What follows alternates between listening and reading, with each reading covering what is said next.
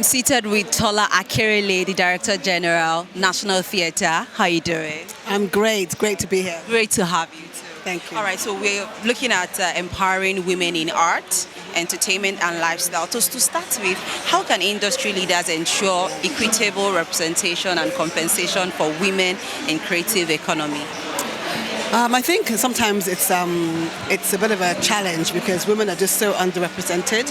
But I think we as women also have to have our own voice. We have to gather ourselves and make ourselves heard to some extent. And I think we need more he for she's as well, who can actually advance the cause. And women were on merit. We're incredible.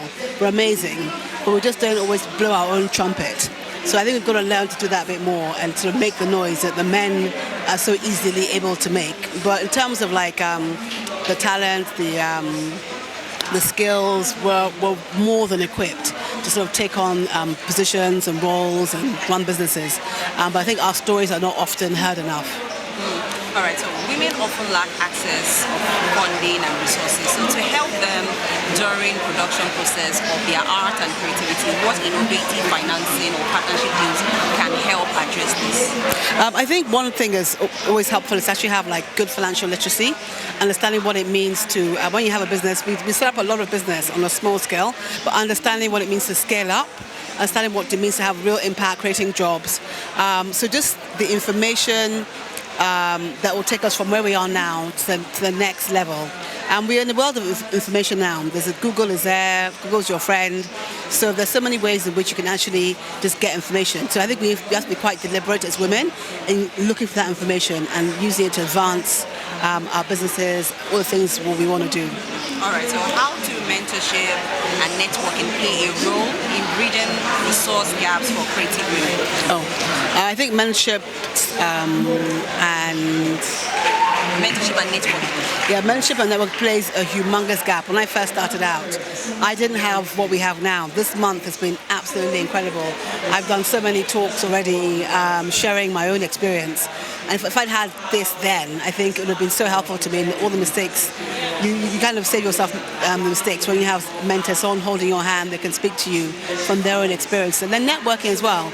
I think that kind of opportunity for them to be open and honest about their challenges, but being real about their experiences is also amazing. That platform we can give women. So I think this event is like such This event is such a wonderful platform for that, hearing from women and the networking part of it, and hopefully meeting women that can actually become mentors as well. So I think it's invaluable. Okay, so what strategies can women use to turn their creative talent into sustainable businesses? I think we have to learn to understand that our hobbies can become businesses, but we have to understand the value of ourselves, the time we put in. We have to start, when we charge, we have to charge with the value of your input. Sometimes we don't value ourselves enough. So I think understanding that is very, very big. And when you start understanding that, people then start looking at you with value, and then you can then move to that next level. So how do women in art and entertainment drive cultural narratives that challenge stereotypes and foster inclusivity? I think women have so many stories to tell. I think our superpower is the fact that we can multitask so easily. A lot of men can't do. We go through so much, we stay silent, but it's important that we speak out.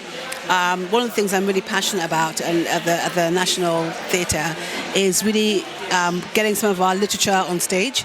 We have amazing literature, so many amazing female writers. How can we get some of those stories out so people can actually hear them and see them in the kind of the performing arts space? How can women, lastly, what are the most critical changes needed to foster a more equitable ecosystem for women in arts, entertainment and lifestyle? I think we need to try and get more women at the top.